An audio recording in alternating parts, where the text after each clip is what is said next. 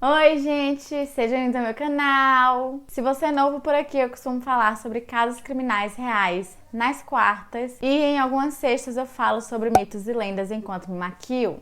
Então, se você gosta desse tipo de conteúdo, não se esqueça de se inscrever e deixar seu like, que é muito importante para a divulgação do canal. Lembrando também que se vocês tiverem alguma sugestão de caso ou mitos e lendas, é só comentar aqui embaixo que eu anoto tudo e tento trazer o mais rápido possível. Antes de começar o vídeo de hoje, eu já quero deixar um aviso, além do primeiro aviso que eu deixei, que o caso é realmente muito pesado. É um caso bem famoso, acho que a maioria de vocês já deve ter ouvido falar, se não já sabem o que aconteceu. Então, se você é uma pessoa mais sensível ou tem gatilho com agressão sexual e tortura, não assista o vídeo, mas se mesmo assim você ainda quer assistir o vídeo, eu vou deixar uma mensagem no momento em que eu for começar a falar sobre os detalhes gráficos do crime, para que assim vocês possam assistir o resto do vídeo sem ter que ouvir esses detalhes grotescos. E então, chega de blá blá blá e vamos pro caso de hoje.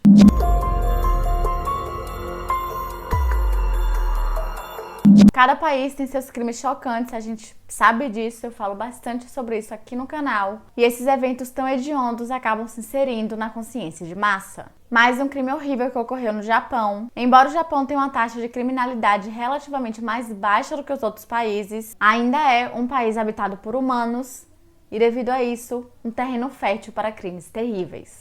E agora, antes de começar o caso propriamente dito, eu queria já pedir desculpa se eu ofender alguém do jeito que eu vou pronunciar os nomes, porque eu realmente não sei falar japonês, então eu com certeza vou pronunciar errado, mas eu sempre coloco os nomes na tela, assim vocês podem saber realmente como o nome das pessoas são.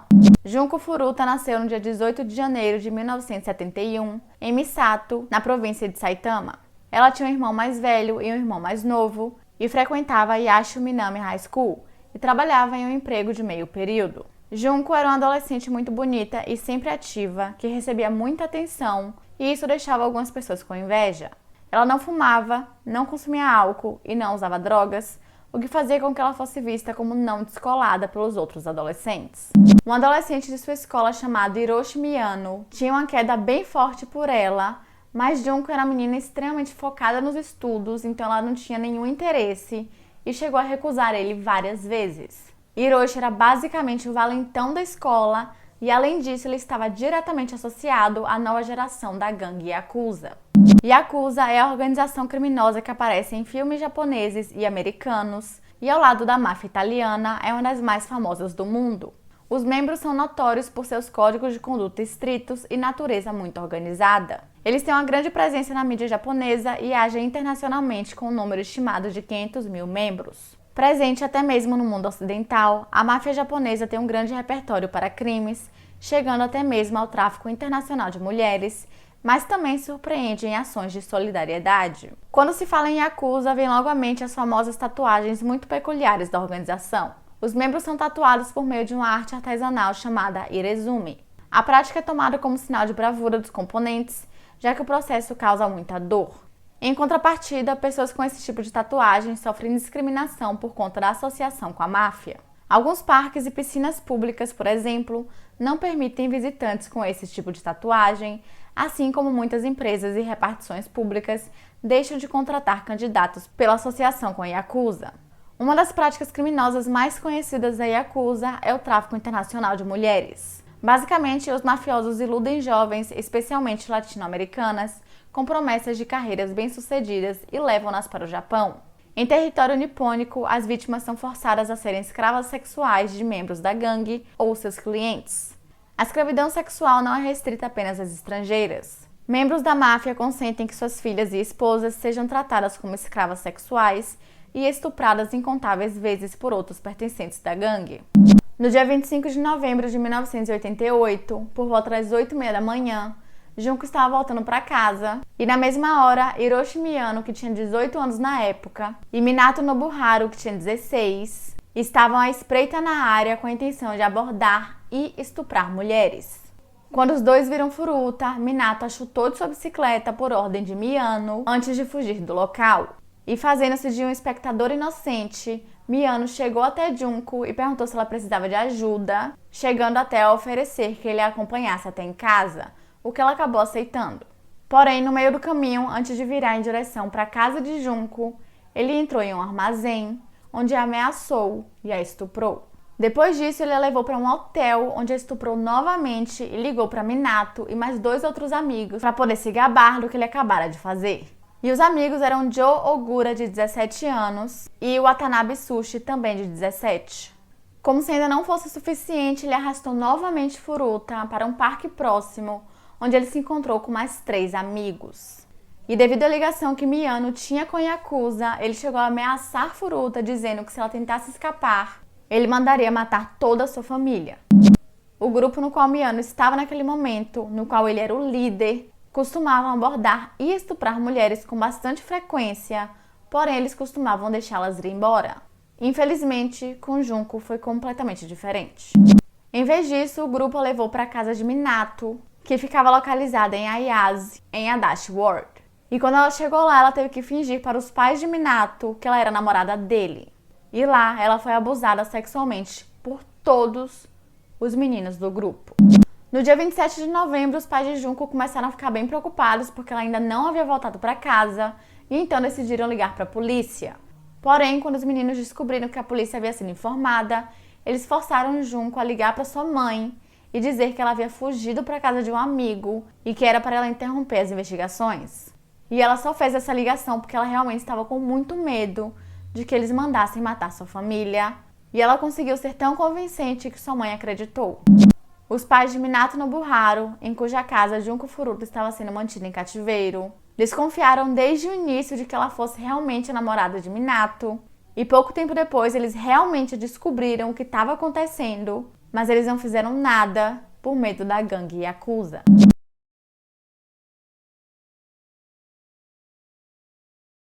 A tortura infligida a Furuta foi além do pior pesadelo de qualquer pessoa.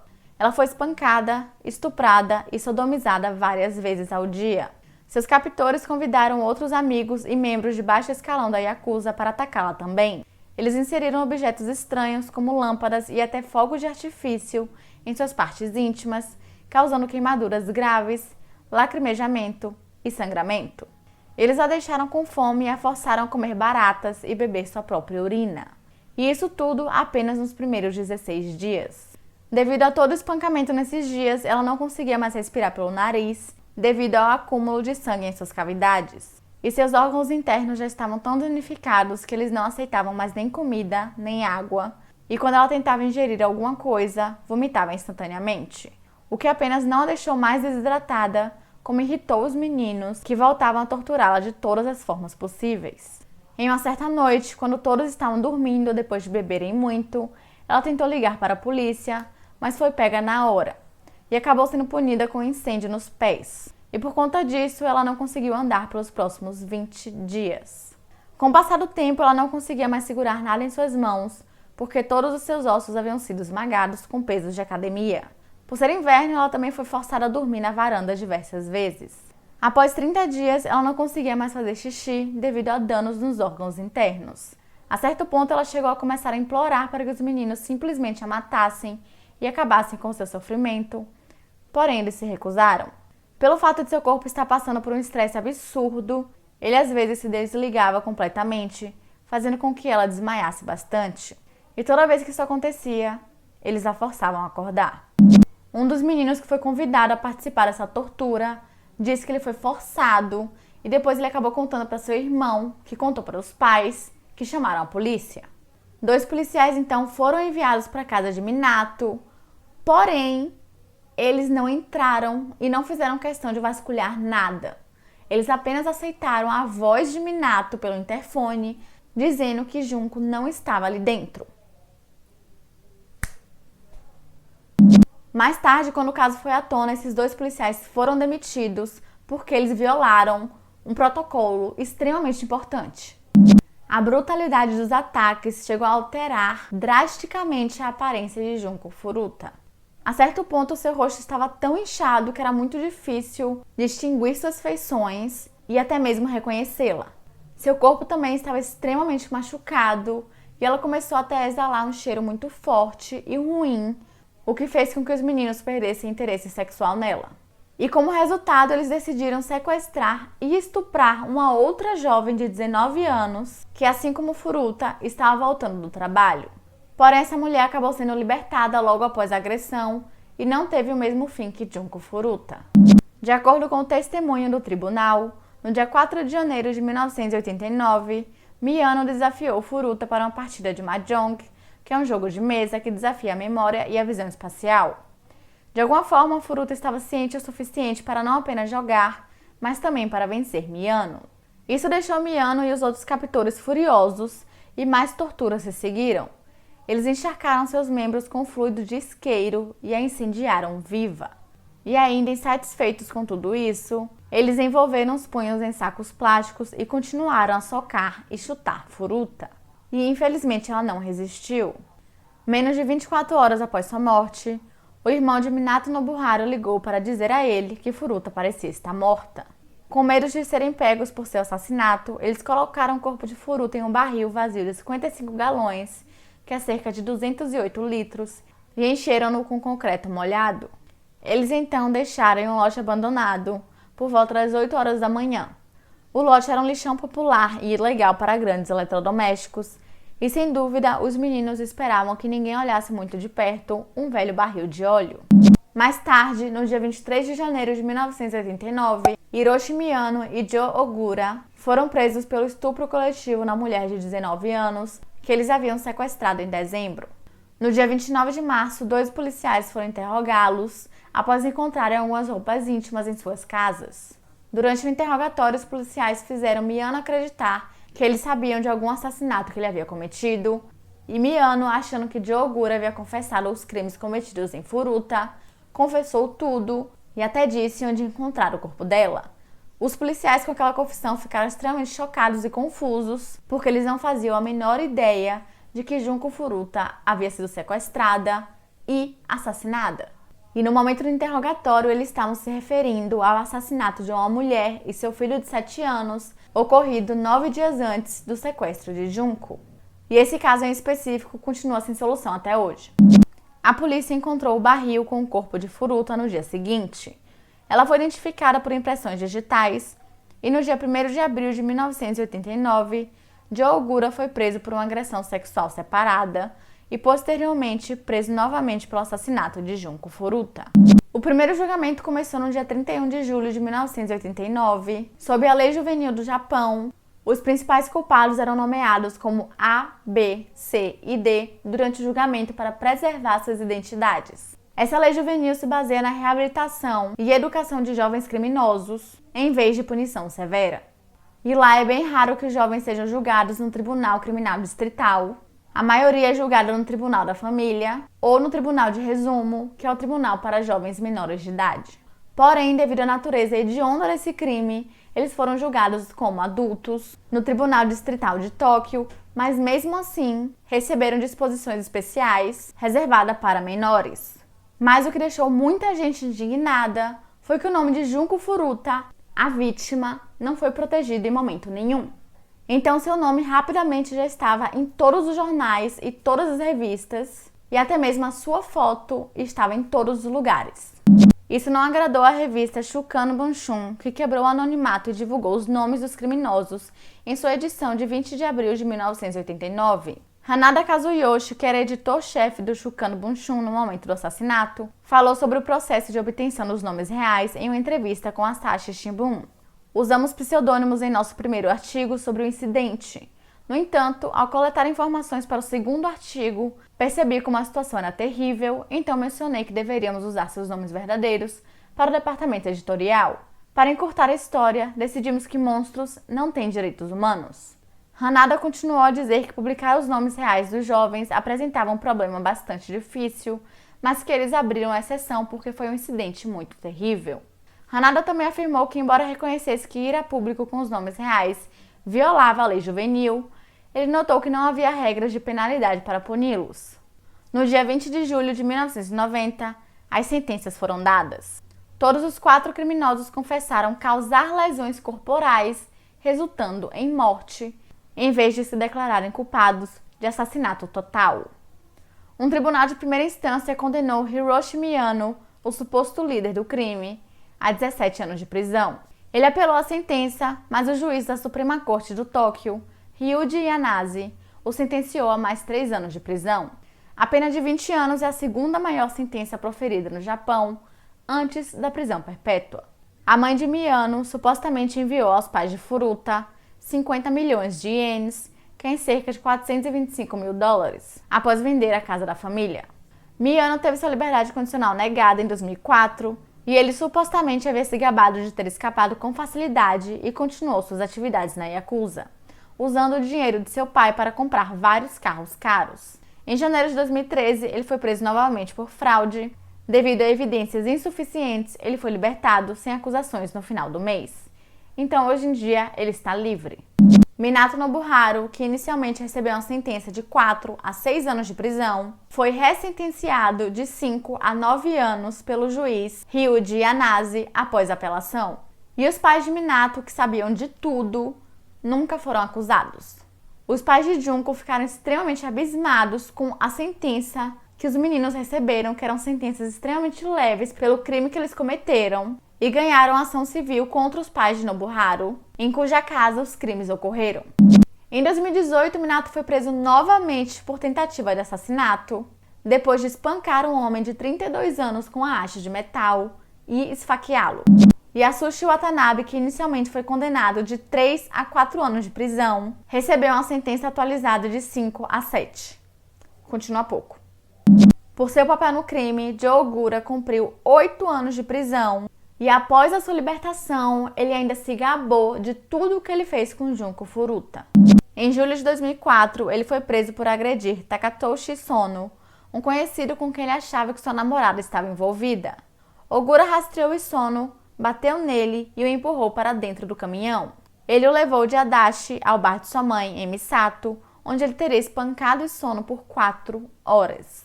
Durante esse tempo, Ogura repetidamente ameaçou matar o homem, dizendo-lhe que ele havia matado antes e sabia como se safar. Ele foi condenado a 7 anos de prisão pelo ataque. A mãe de Ogura supostamente chegou a vandalizar o túmulo de Furuta, afirmando que ela havia arruinado a vida de seu filho. Também foi relatado que Ogura havia esgotado as economias de seu pai, dinheiro que deveria ser fornecido como restituição à família de Furuta, comprando e consumindo vários bens de luxo. A mãe de Junko Furuta aparentemente teve um colapso mental ao ouvir tudo o que havia sido feito com sua filha no tribunal. E olha que eu não falei todos os tipos de tortura que ela sofreu.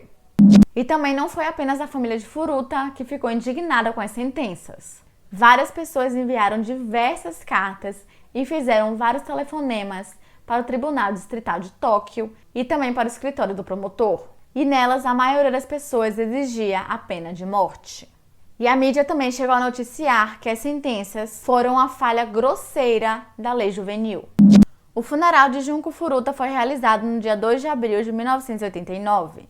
O futuro empregador de Furuta presenteou seus pais com o uniforme que ela teria usado na posição que ela aceitou. E esse uniforme foi colocado em seu caixão. Em sua formatura, o diretor da escola deu a ela um diploma de ensino médio, que foi dado a seus pais. E o local perto de onde o corpo de Furuta foi descoberto foi desenvolvido desde então, e agora é o Parque Wakasu. Conforme eu falei anteriormente, o principal objetivo dos japoneses é reabilitar e apoiar criminosos juvenis a reintegrá-los na sociedade. Mas é claro que depois do crime que os meninos fizeram, isso não aconteceu com eles. Ainda assim, com este caso e diversos outros que ocorreram, as pessoas começaram a questionar a lei da punição para os jovens que cometem crimes tão hediondos. E só depois dos assassinatos de 2 crianças em Kobe, em 1997, em que um menino de 14 anos matou outras 2 crianças, o governo fez planos para diminuir a idade de responsabilidade criminal de 16 para 14. O caso de Junko Furuta gerou indignação internacional e chegou também a inspirar alguns filmes e livros. Tem um filme que foi lançado em 1995, que infelizmente eu não sei pronunciar o nome, então eu vou deixar aqui na tela para vocês, e que é um dos filmes mais famosos do caso. Outro filme de produção independente foi lançado em 2004, chamado Concrete, também inspirado na história de Junko Furuta. E pelo menos 3 autores se inspiraram na história para criar livros. E pelo fato desse crime ser extremamente perverso, perturbador e pesado, muitas pessoas dizem que a tortura e o assassinato de Junko Furuta foram inventados, o que infelizmente não é. E é isso, gente, esse foi o vídeo de hoje. Se vocês gostam dos vídeos que eu trago pro canal, não se esqueçam de se inscrever, deixar seu like, que é muito importante para a divulgação. E também se vocês têm alguma sugestão de vídeo, seja de casos criminais ou mitos e lendas, é só comentar aqui embaixo que eu trago o mais rápido possível. E é isso, até semana que vem.